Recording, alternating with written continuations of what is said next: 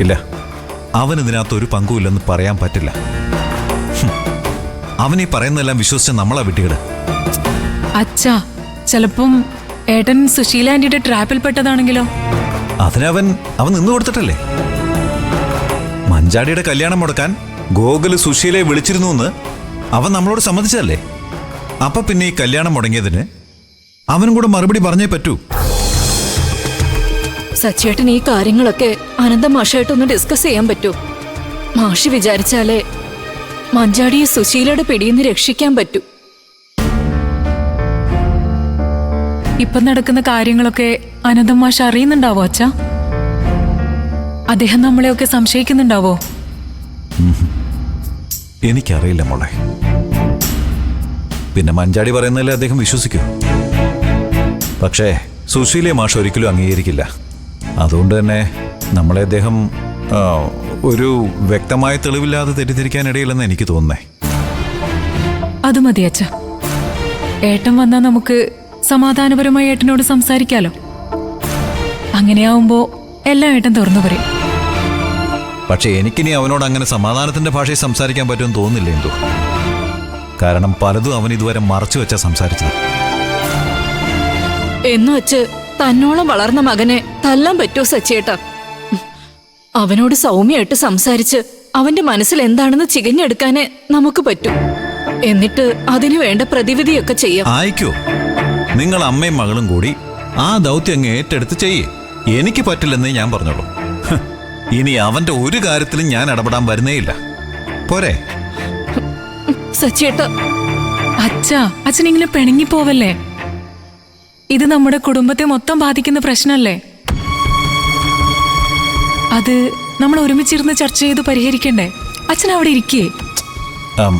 ഞാൻ പിണങ്ങി പോകുന്നൊന്നും അല്ല മോളെ. എനിക്ക് തോന്നുന്നത് ഗോകുൽ എന്നെ പേടിച്ചാ ഒന്നും വിട്ടു പറയാത്തതെന്നാ.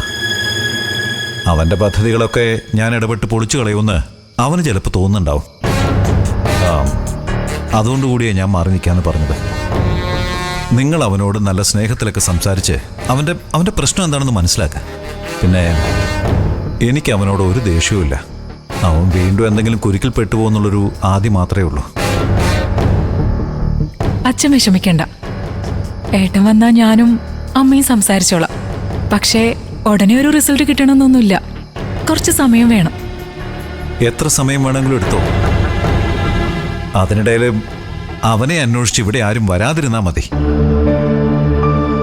അതുവരെ ഞാൻ ക്ഷമിച്ചിരുന്നോളാം. എന്താ പോരെ? മതി അച്ഛ, അത് മതി. ബാക്കി ഞങ്ങൾ നോക്കിക്കോളാം, അല്ലേ അമ്മേ?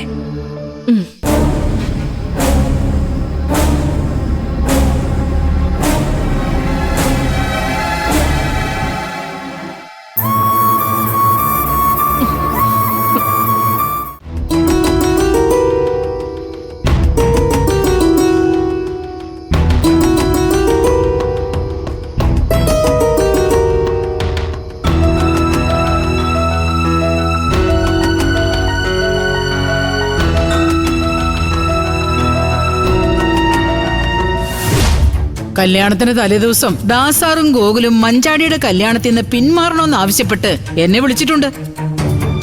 കല്യാണം മുടക്കിയാലേ അവൻ ചില വാഗ്ദാനങ്ങളും എനിക്ക് നൽകിയിട്ടുണ്ട്. സത്യം പറഞ്ഞ അവരുണ്ടാക്കിയ മാനസിക സമ്മർദ്ദം കാരണമാ എനിക്ക് അന്ന് അറ്റാക്ക് വന്നത്. അറ്റാക്ക് വന്നതോ അതോ ഇനി അറ്റാക്ക് വന്നതായിട്ട് അഭിനയിച്ചതാണോ?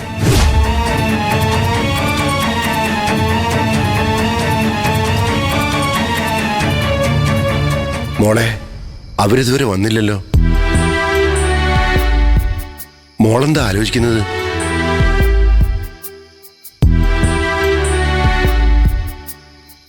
ഞാൻ അച്ഛനും സുശീലാന്റിയും തമ്മിൽ സംസാരിച്ച കാര്യങ്ങൾ ഓർക്കായിരുന്നു അച്ഛാ. അച്ഛൻ അവരോട് ചോദിച്ചില്ലേ ഹാർട്ട് അറ്റാക്ക് അഭിനയിക്കുമായിരുന്നു എന്ന്? സാധാരണ തികഞ്ഞ ധാരണയില്ലാത്ത ഒരു കാര്യവും അച്ഛൻ ആരുടെയും മുഖത്ത് നോക്കി ചോദിക്കാറില്ല. ഇത് പക്ഷേ ഇതും അച്ഛന് നല്ല ധാരണ ഉള്ളത് കൊണ്ട് തന്നെ ചോദിച്ചതാ. അവസാനം അച്ഛൻ പറഞ്ഞത് മോള് ശ്രദ്ധിച്ചില്ലേ? ഉപ്പ് തിന്നവര് വെള്ളം കുടിക്കുമെന്ന്. ആ സ്ത്രീയുടെ നടുക്ക് ഞാൻ കണ്ടതാ മോളെ. അപ്പൊ സുശീലാന്റി ഹാർട്ട് അറ്റാക്ക് അഭിനയിച്ചു തന്നെ ആയിരിക്കും എന്നാണോ അച്ഛന്റെ വിശ്വാസം? ഞാൻ വിശ്വസിക്കുന്നത് അനന്തമാഷിന്റെ വാക്കാ, അല്ലാതെ എനിക്കൊന്നും അറിയില്ല.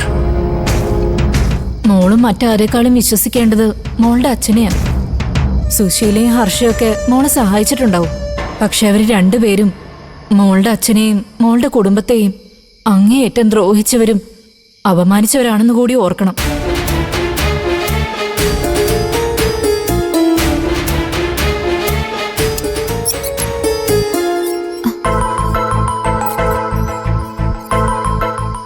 അവര് വന്നു. എന്താ മഞ്ചാടി അത്യാവശ്യമായിട്ട് കാണണമെന്ന് പറഞ്ഞത്? എന്തെങ്കിലും പ്രശ്നമുണ്ടോ? അത് ഞാൻ മുരുകൻ ചേട്ടനെ വിളിച്ചപ്പോ ചില കാര്യങ്ങൾ പറഞ്ഞില്ലേ, സുശീലാന്റെ കാണാൻ പോയതും അവിടെ നടന്ന കാര്യങ്ങളൊക്കെ. അതെ, ഞങ്ങളത് തുരുത്തിലെ അച്ചായന്റെ വീട്ടിൽ വെച്ച് സംസാരിച്ചതാ. ജീവൻ രാജിനെ അന്ന് മനഃപൂർവ്വം ഇറക്കിക്കൊണ്ടു പോയതാ. നമ്മളത് കണ്ടുപിടിക്കും. ഞാനൊരു കാര്യം ചോദിച്ചാ സത്യസന്ധമായി മറുപടി പറയോ? ജീവനുമായി ബന്ധപ്പെട്ട കാര്യത്തില് ഞങ്ങൾക്കൊന്നും ഒളിക്കാനില്ല. മഞ്ചാടി ചോദിക്കും. ജീവനെ കുറിച്ചുള്ള അന്വേഷണത്തില് നമുക്ക് സുശീലാനെ വിശ്വസിക്കാവോ? അവരെല്ലാം തെളിയിച്ചു തരാന്ന് പറഞ്ഞിരിക്കുന്നെ. ഇല്ല മഞ്ചാടി, അവരെ വിശ്വസിക്കാൻ കൊള്ളില്ല. കുട്ടിച്ച വെള്ളത്തിൽ ആ സ്ത്രീയെ വിശ്വസിക്കരുത്. അവര് കല്യാണം നടത്തരാന്ന് പറഞ്ഞപ്പോ ഞങ്ങൾ കൂടെ വന്നത് ജീവനെ മഞ്ചാടി ഓർത്ത് മാത്രമാ. സ്വന്തം നേട്ടത്തിന് വേണ്ടി അവരെന്തും ചെയ്യും. അതിനെത്ര തെളിവ് വേണമെങ്കിലും ഞങ്ങളുടെ കയ്യിലുണ്ട്. വേണ്ട, തെളിവൊന്നും വേണ്ട. സുശീലാന്റെ അവിടെ നിൽക്കട്ടെ. എനിക്ക് നിങ്ങൾ ആസിഫിനെ ഒന്ന് കണ്ടുപിടിച്ചു തരൂ. ഇതൊരു കൊട്ടേഷനായി വേണമെങ്കിൽ എടുക്കാം. നിങ്ങൾ പറയുന്ന പൈസ ജീവന്റെ അച്ഛൻ തരും. അതെ, നിങ്ങൾ എത്ര കാശ് വേണം ചോദിച്ചോ. ആസിഫിനെ കണ്ടുപിടിച്ച് എന്റെ മോൻ എന്താ സംഭവിച്ചെന്ന് അവനെ കൊണ്ട് പറയിപ്പിക്കണം. അത് ഞങ്ങളുടെ കൂടി ആവശ്യമെങ്കിലേ. അതുകൊണ്ട് കൊട്ടേഷനൊന്നും വേണ്ട.